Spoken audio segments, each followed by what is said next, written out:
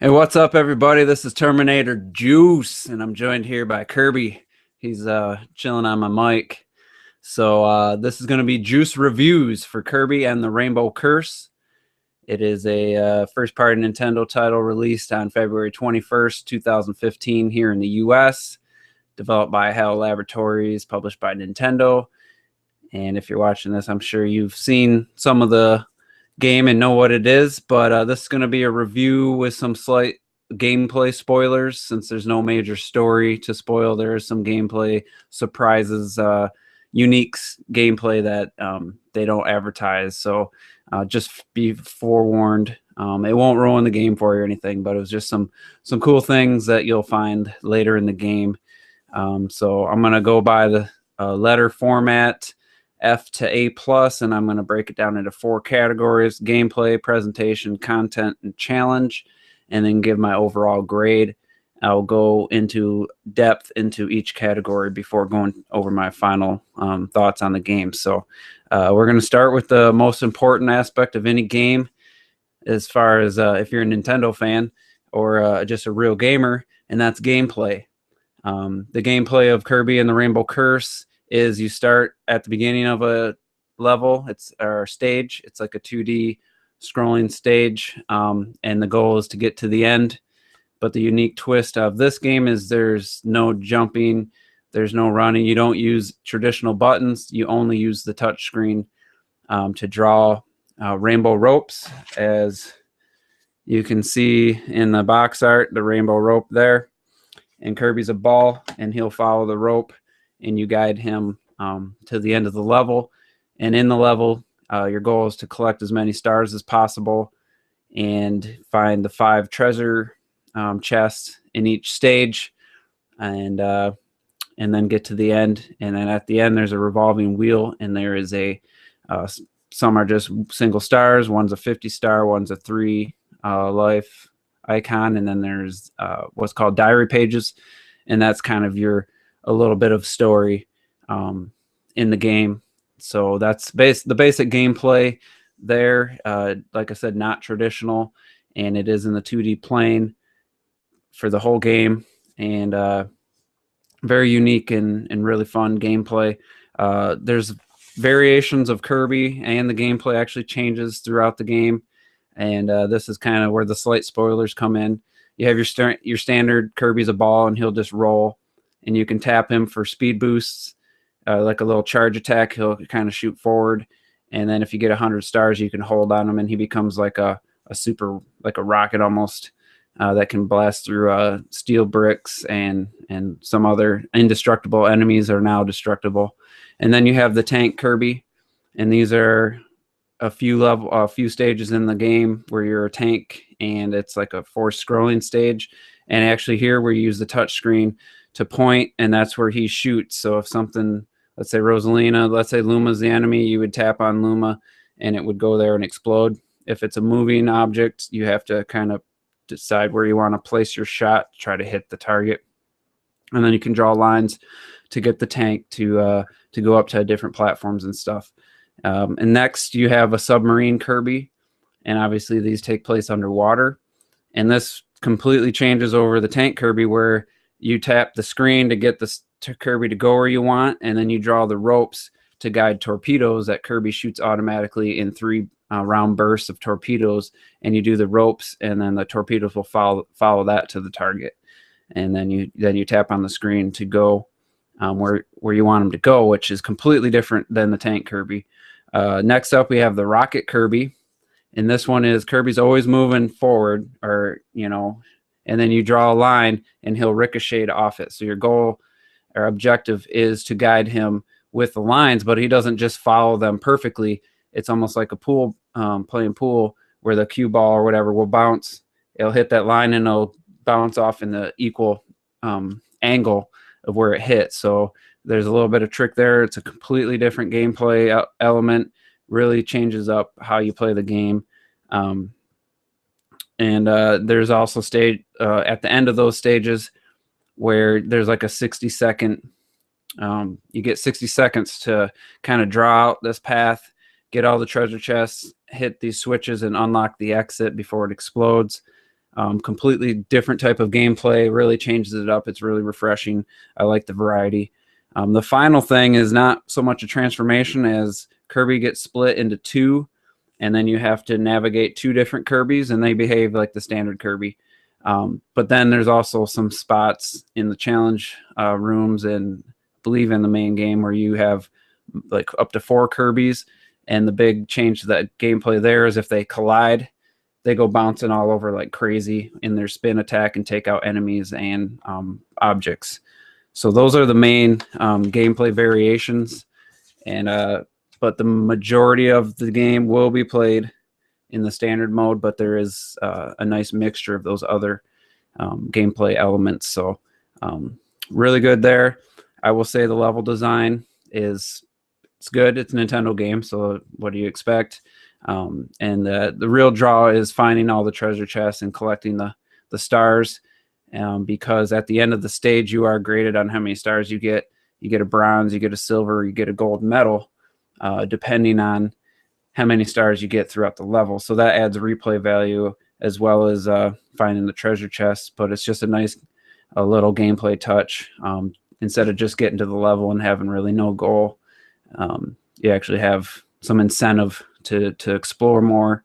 And I think that's the real joy of this game, and the real benefit. If you're going to explore, you're going to get a lot more out of the game than if you didn't. Next, we'll go on to the controls, and this is the only gripes I have about the game. I'd say the controls are good overall, but there's a few curious things that really add to frustration, especially in the challenge modes. When you draw a rope, it's a thick line, and at the end is a white dot. And if you draw it just above the surface, Kirby will actually just hit it and bounce off. He won't just automatically get on the rope, which will cause a few deaths in the main game and a lot of frustration in the challenge mode. And there's even times where you have a little bit you have the white dot below, but just a hair of it will be sticking up and he'll bounce off sometimes. There's some inconsistencies to getting Kirby on the rope, which is kind of a shame. But like I said, it's minor, doesn't happen a lot. It might cost you a few lives in the story, or if you take a few hits because of it. And in the challenge levels is where you'll find that it's a problem. But it's once you get better with your reflexes and stuff, that doesn't happen as much, but it happens a lot in the beginning when you're learning how to play. The other problem is some inconsistency of the physics. When you tap Kirby, he dashes forward. So let's say you got an enemy that you have to hit 2 or 3 times. You dash, you hit, you bounce off, you dash, you hit him, and then you'll hit it the 3rd time and he'll go this way. I don't know why that happens, and it is frustrating. There's also times when your rope, the way you draw the rope, if you draw it from this way to that way, Kirby will, when he lands on it, he'll go that way. It's almost like an escalator or a conveyor belt. But sometimes you land in your spin dash and you think it's going to go this way, and Kirby goes that way because his dash sometimes overpowers the direction the line's going. So just some minor things that won't ruin the experience. It doesn't happen a lot, but when you're panicking and you're trying to get to the end, especially in the challenge mode with seconds counting down, it can be a little frustrating at times. But overall, not a major complaint. The controls work well for the majority of the game. So yeah, so I'm gonna go ahead and give gameplay a B+ grade overall, considering the controls. If they could fix that where Kirby, no matter what, will get on the rope, he won't bounce off the end of it, that would actually bump it up to an A- immediately. I don't think they'll ever do that, but it's just a little thing. And I mentioned, part of the gameplay is the challenge modes, which I'll describe real quick. There's 48 challenges, and the majority of them are you go into the challenge room, let's say number 1, and you got 4 rooms. You get 15 seconds to get the treasure chest in that room. Then it goes to the next one, and then if you get all 4 in one playthrough, you get a gold medal. If you get 3, you get a silver. Anything less than 3 is a bronze medal.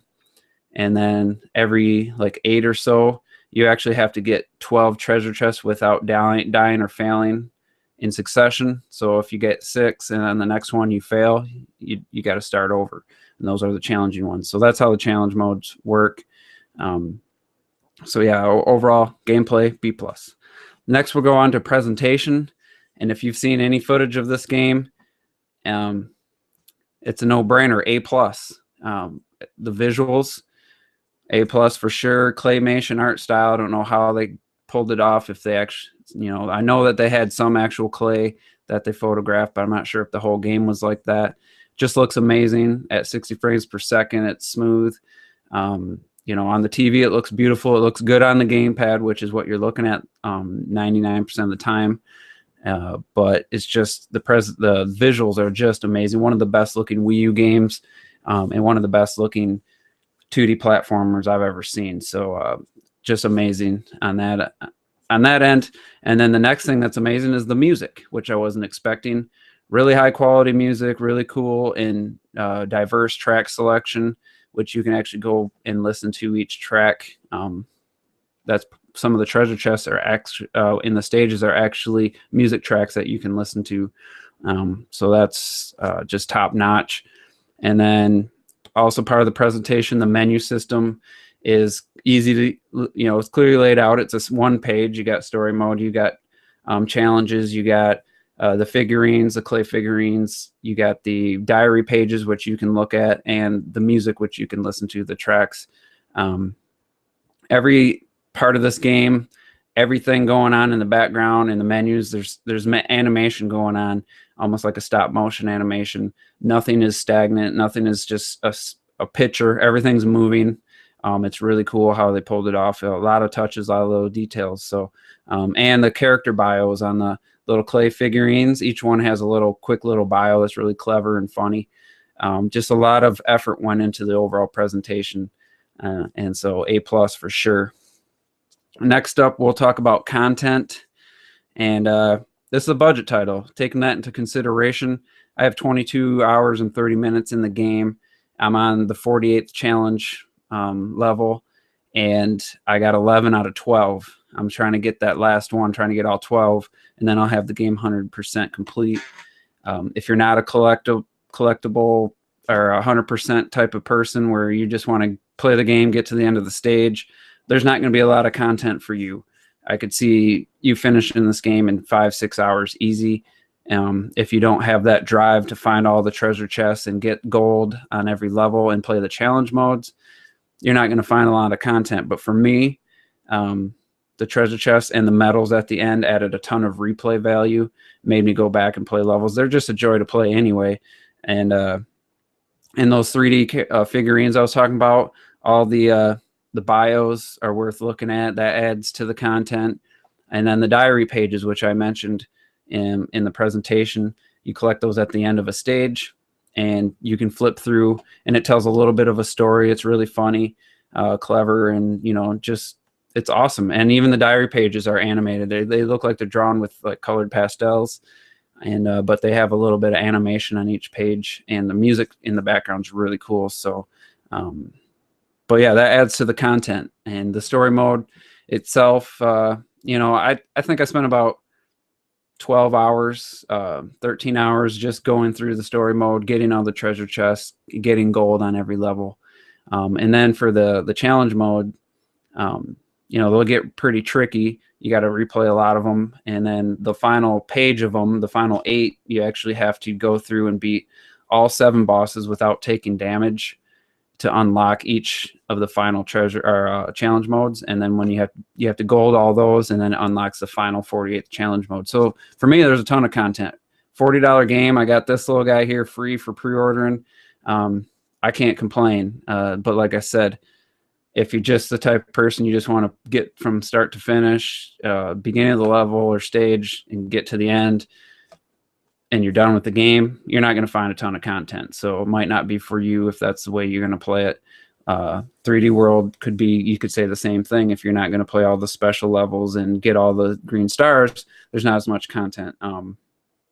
So I gave content an A, considering the budget title, and getting 22 plus hours out of the game, and I still want to play it. For me, it's an easy A. So I mean, what else can you say?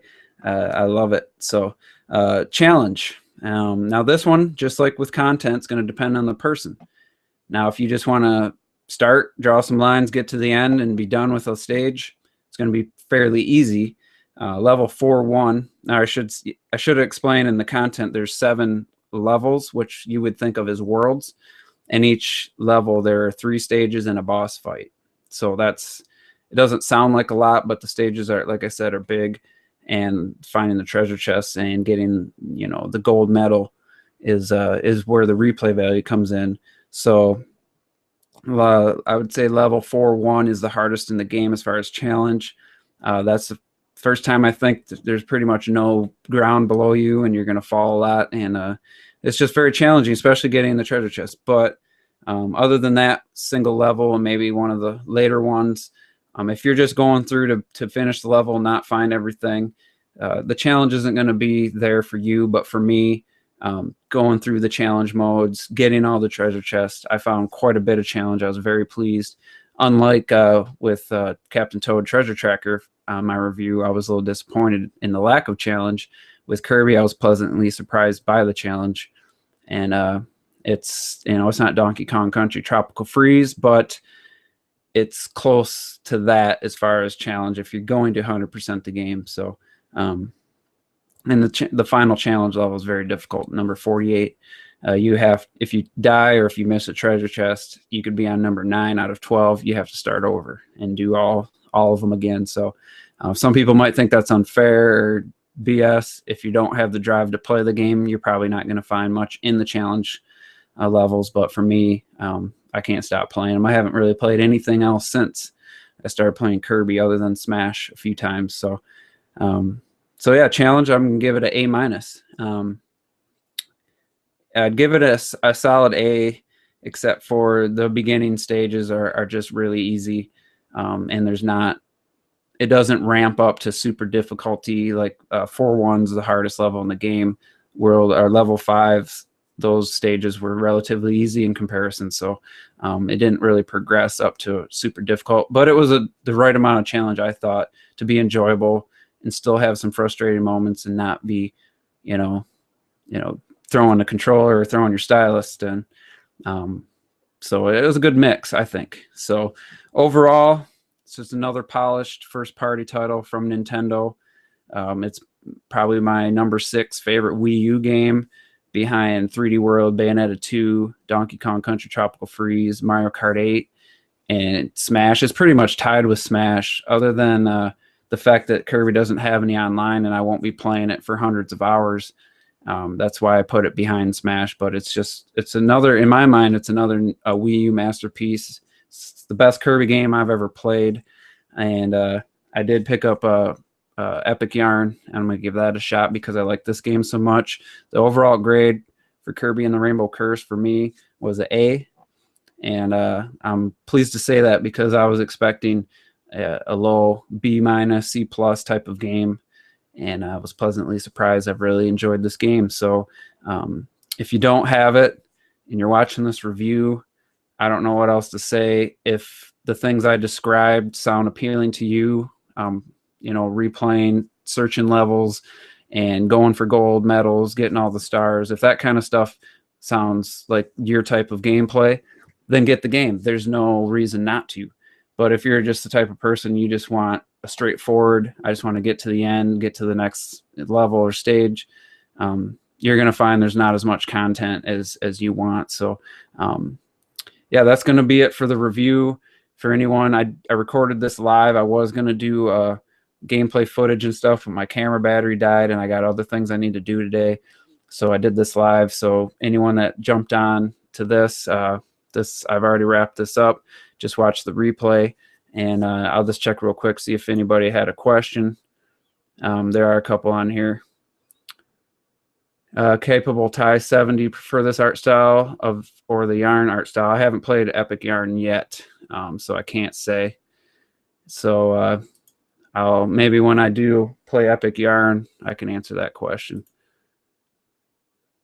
And no other questions relating to Kirby. So that's going to be it. Thanks everybody for watching. Stay tuned for my next review, where it'll either be, I might do like a retro review for Fire Emblem Awakening, or I might eventually do one for Codename Steam, or I might do Kirby's Epic Yarn.